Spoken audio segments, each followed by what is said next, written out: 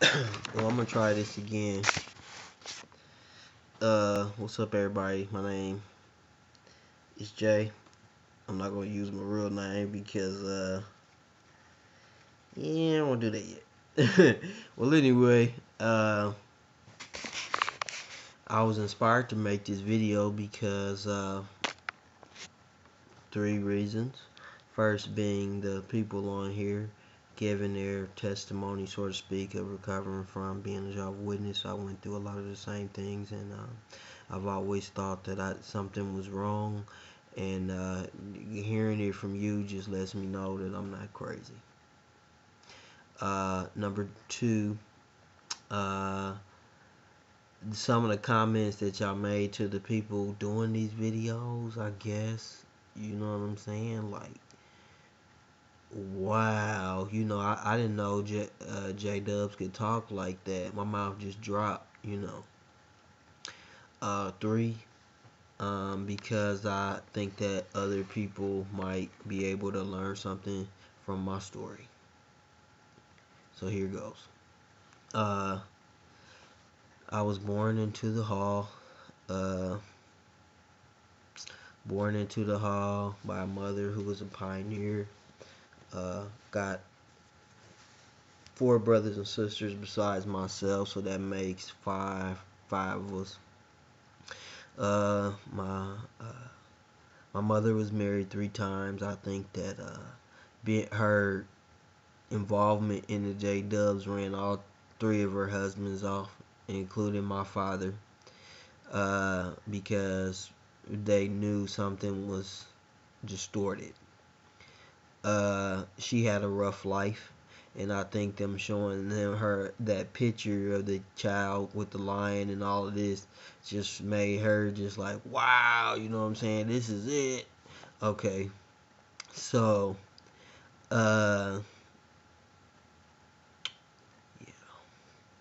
yeah, most of you, uh, I'm hurt inside also. I feel like there's a recovery going on with me as well. Uh, you find yourself like that black gentleman said, wanting to catch up and see what you're lost, see what you missed when you become an adult, when you grow up, I guess, as a child, being forced into it. I was teased, ostracized, had uh, a lot of fights, because I wouldn't let anybody talk crazy to me. And let's see, I was dressed like a clown. Kids laughed because I couldn't wear certain, I looked like a clown, basically. Uh, Now, I ain't gonna talk totally bad about them because some of them in there are good people. Some of them are, you know what I'm saying, and they are caring and loving. They just don't. They just haven't had education, so they don't know how to critical think for themselves. They just know the book or the different book. My mom would get a big Kool-Aid smile on her face when she would get a new book, like, ooh, look at this. Oh my word. She would do that all the time. So let's see. Let's keep going here. Uh this is my first video, so bear with me, please. Uh I'll begin with my older sister. I'll just do a brief synopsis on all of them, and at the end of it, you can judge for yourself. My older sister, my mom's right hand. Now, granted, my brothers and sisters very beautiful, very intelligent people. My sisters, very, very exotic looking, beautiful green eyes, blondish hair, beautiful body, smile, teeth, all of that, charisma, bright. But it just seems like, to me, and this is just my point of view, I think that the organization shattered that. Okay, so let's begin. My older sister at 18, wanted to leave. My mom didn't want her to leave, so she made a door down in the basement for her to have an apartment, and she married her off to the first thing flying. My sister told me she was never in love with him. She just married him because my mom told her to. And then I asked my mom later about my sister going to college, and she said she did everything in her power to stop her from going to college. I mean, I asked her that now, and that's what she tells me. Um, but we don't talk, so another one of those situations. All right, but anyway, and then she got married to this guy, got divorced at probably 10 years, I think. He disowned their daughter because my niece was like a daddy's girl. He does not, he don't do anything for her. He didn't help her do anything. I worked a job as a teenager and made sure that my nieces had everything that they wanted. I was basically my sister's man, so to speak. Uh, and I made sure that my niece went to college. She has a bachelor's now and is going for her master's. Because I didn't have that. I wanted them to have what I didn't have. I didn't have somebody pushing me to go to school. My mom told me I would never go to college. Uh, I would just be basically a janitor. That's what she told me. Uh, but I wanted more out of life. Okay, now let's go down. Number two, my brother, he was an alcoholic, on all kinds of drugs. Uh, Now he has stopped doing that and went back to my mom, and he's an elder. I think he still dibs and dabs a little bit with the liquor, but not bad. I'm just glad he's where he's at right now. He's had several heart attacks, and excuse me, he found a lady that was at the hall to marry, and that he knew before he left the hall and came back, and he married her, and that's why he's an elder now. Now keep in mind, after I make this video, they probably not gonna talk to me no more, because they probably gonna call me an apostate, even though I'm not an apostate. But I just want to talk about my experience, because it is a recovery, as you others on here have said. uh, and maybe it'll help somebody. Let's see, my next sister, Grace, or excuse me, my next sister, she she got heavily into drugs, had kids young. To this day, she's still going through that struggle, and she's been in the hospital almost on her deathbed. Um, and funny thing about that, my brother, who's under her, number four, uh, he has been up to the hospital, and the witnesses has kind of like moved him out of the room or something, and was talking to the doctor and acting like my brother is just a peon, and my brother was heated and ready to get a little hostile with him up in that hospital, you know, because we have a lot of deep-seated aggression, because right now I work for a place where I have to wrestle people and stuff like that. I have to modify them, so to speak. So uh, yeah, I'm not the one to mess with as far as the different emails.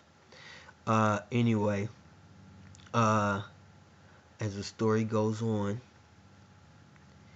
uh, my brother was 16.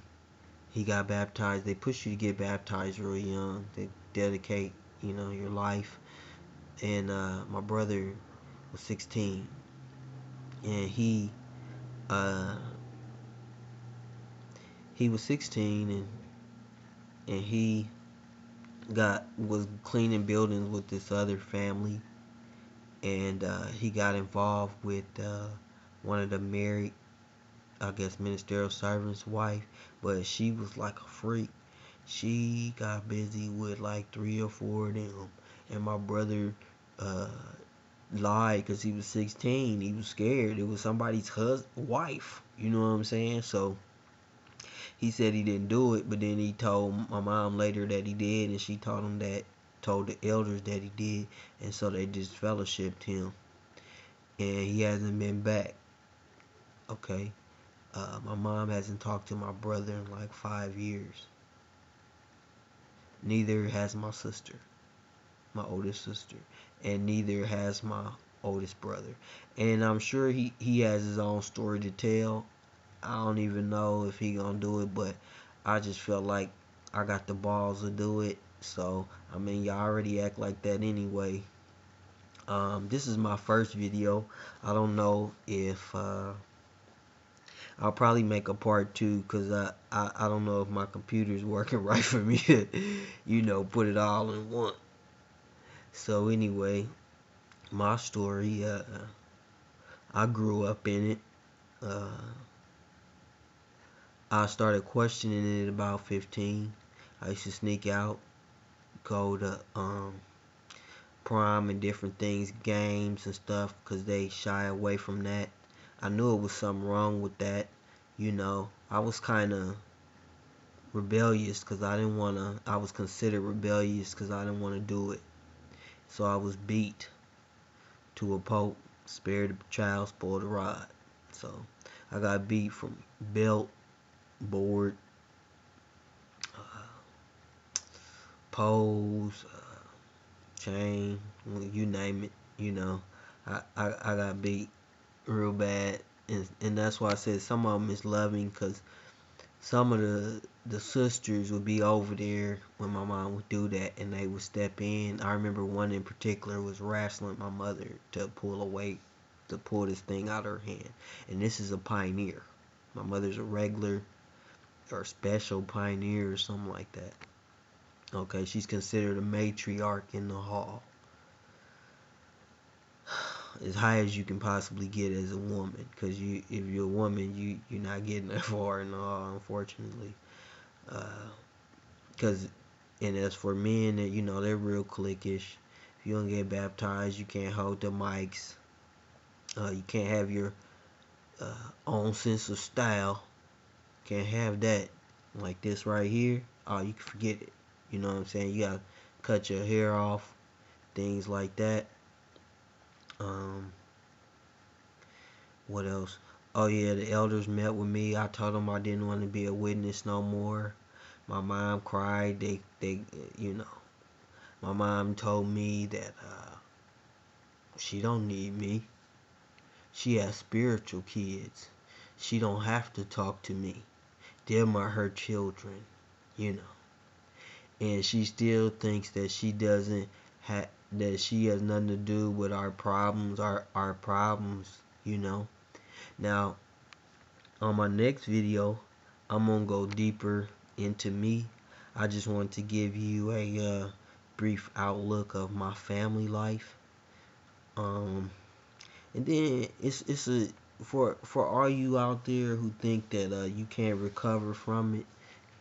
My next video is just gonna show probably like something better, something that you can actually do, because you can recover from it. You know what I'm saying? You really can, and it's gonna show a positive outlook on it. And I'm gonna show you, and I'm gonna tell you how what broke the camel's back with my mom, because I'm not talking to her no more. Now keep in mind, after this video, oh yeah, they about to cut me off. I get friend requests daily from the witnesses that I grew up with. They probably gonna unfriend me as fast as they can. You know what I'm saying? But to that I say, be easy, bro. But until my next video, it'll be a part 2. And y'all need to watch that, because it's gonna show a brighter look on how you can be. You know what I'm saying? It's gonna show a brighter side to the recovery. And for all y'all out there saying little stuff on these people's things at the bottom, is that what witnesses do? Like, seriously, I'm not on here trying to be an apostate or anything like that, but is that what they do? Next video.